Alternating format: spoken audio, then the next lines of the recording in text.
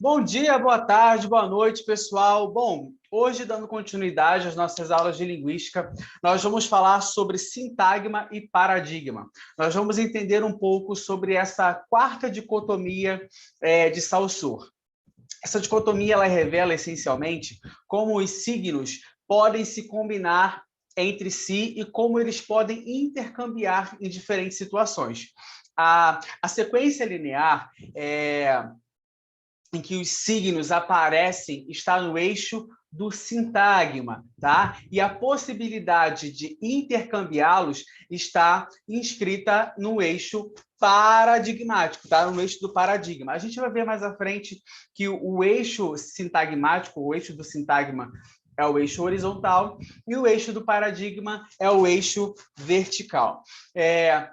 Bom, alguns estudos depois, alguns linguistas, depois dos estudos de Saussure, perceberam que esse trabalho de sintagma e paradigma estaria relacionado também com o estudo da sintaxe. A gente consegue perceber isso mais lá para frente. Bom, sintagmas, eles decorrem do encadeamento linear, são combinações em presença, ok? Então, na fala, na escrita, tá? São compostos de duas ou mais unidades. As relações sintagmáticas são contrastivas. Prestem atenção, sintagmático é contrastivo, tá? Porque a gente vai ver que o paradigmático é opositivo. Então, as relações sintagmáticas são contrastivas. Por exemplo, a palavra gato. Os elementos G, A, T, O estão em relação de contraste, o que garante o estabelecimento das distinções entre eles. A gente percebe, inclusive, na hora de pronunciar G, A, T, O. Gato, ok? As relações sintagmáticas também são contrastivas nas frases. Olha aqui, esse homem é professor.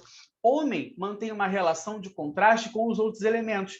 Esse é professor. A gente pode perceber que eu tenho um pronome, eu tenho um verbo e eu tenho aqui no caso, um adjetivo. E o homem seria aqui a palavra, um substantivo. Então, olha a relação de contraste entre eles, tá? A diferenciação entre eles. Percebam também que há uma ordem lógica de sequência, essa combinação lógica, ok? E isso tem a ver com o sintagma, tá? O elo entre significante e significado é arbitrário, isso a gente já viu durante 3 aulas, tá? Os significantes acústicos dispõem apenas da linha do tempo e seus elementos se apresentam um após o outro, formando uma cadeia. Isso eu falei agora sobre o sintagma. Esses elementos, eles vêm um após o outro, eles têm uma ordem para seguir, para serem colocados, ok? Então, as palavras estão alocadas de forma ordenada dentro de uma frase. Elas vêm com um grupo específico, elas sabem a posição específica que elas vão ser distribuídas, ok? Por exemplo, o artigo, ele vem antes do substantivo. Tá? O artigo ele vem antes do substantivo. E aí, numa análise sintática, a gente percebe que o sujeito ele não pode estar separado do predicado. Tá? O sujeito não pode estar separado, perdão, do verbo, ok? Que o verbo está dentro do predicado. E não pode ter ali uma vírgula separando esses dois. É a regra principal da sintaxe, a regra do sujeito, né? Essas posições dependem das relações entre as partes da cadeia, isto é, das relações entre os elementos na linearidade da língua. Essas relações de dependência entre elementos é o que chamamos de relação sintagmática. Então, a relação de dependência entre os elementos é a relação sintagmática. Vamos observar aqui, na frase, utilizando o exemplo do professor Lopes, tá? O vizinho morreu de velho.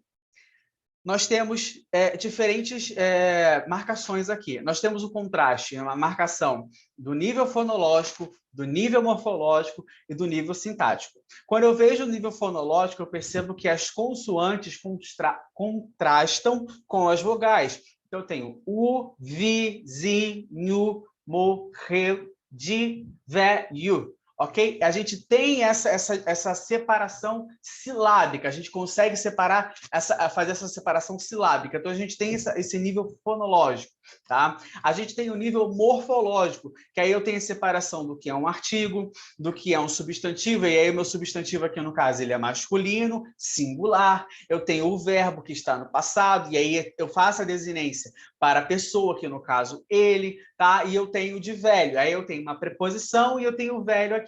Tudo bem que seria esse de velho traria, na caso, uma circunstância, né?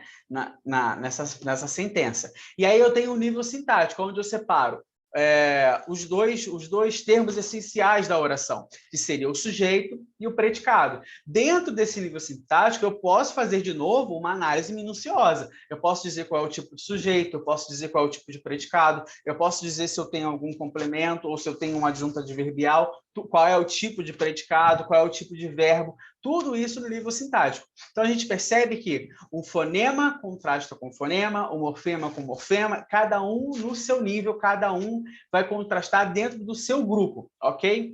Bom, as relações virtuais são relações, são associações que a nossa memória faz.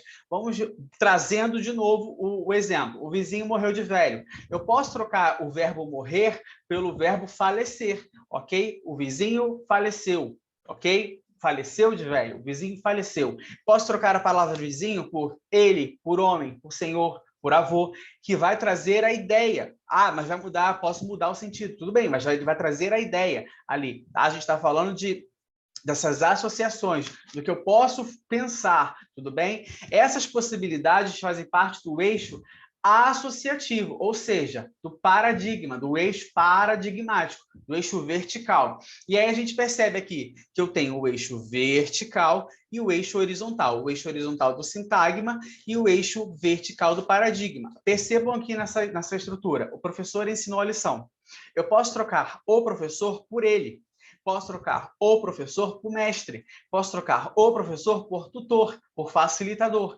Posso trocar o verbo ensinou por explicou, por esclareceu, por facilitou, introduziu. Posso trocar a lição por exercício, por matéria, por conteúdo. Ok? Então, as relações paradigmáticas são estabelecidas por meio de relações de oposição. Por exemplo, e eu só posso trocar essas estruturas, essas palavras, né, quando não vai acarretar nenhum dano à minha estrutura frasal. Então, por exemplo, na frase, esse homem é professor, eu posso trocar a palavra homem pela palavra senhor, mas eu não posso trocar por criança, tudo bem? Porque traz um problema aqui, no contexto da frase, tudo bem? Traz um problema no contexto da frase, inclusive a restrição de concordância nominal, tá? Então, eu tenho que prestar atenção em tudo isso, tá bom? Então, esse eixo paradigmático é onde eu faço associações, onde eu posso fazer substituições de acordo com o que a frase está dizendo, com o que o texto está dizendo, lembrando que ela não vai andar sozinha, tá? A gente vai ver mais para frente que uma não anula a outra, que elas não são estanques em si, que uma não anula a outra, ok? Essas relações associativas ou paradigmáticas, justamente é isso, eu consigo pensar em uma palavra e fazer associações com essa palavra. Vamos aqui, de acordo com Lopes, nenhuma mensagem possui sentido em si mesma.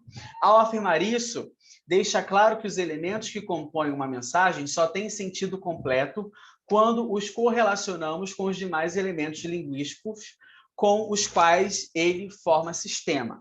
As palavras não são blocos isolados na memória, elas se relacionam. Então, quando eu falo, por exemplo, ensinamento, em alguma frase, eu tenho que saber qual é a estrutura da minha frase para saber o que eu vou alocar. Eu posso estar falando de aprendizagem, eu posso estar falando de educação, eu posso estar falando de cultura, eu posso estar falando de ensino, eu posso estar falando de processo educativo, enfim, eu posso fazer associações ali, posso fazer associações, e é justamente isso que faz com que a gente utilize a nossa memória virtual, porque dependendo do contexto, dependendo do que a gente vai utilizar, a gente vai trocar essa palavra.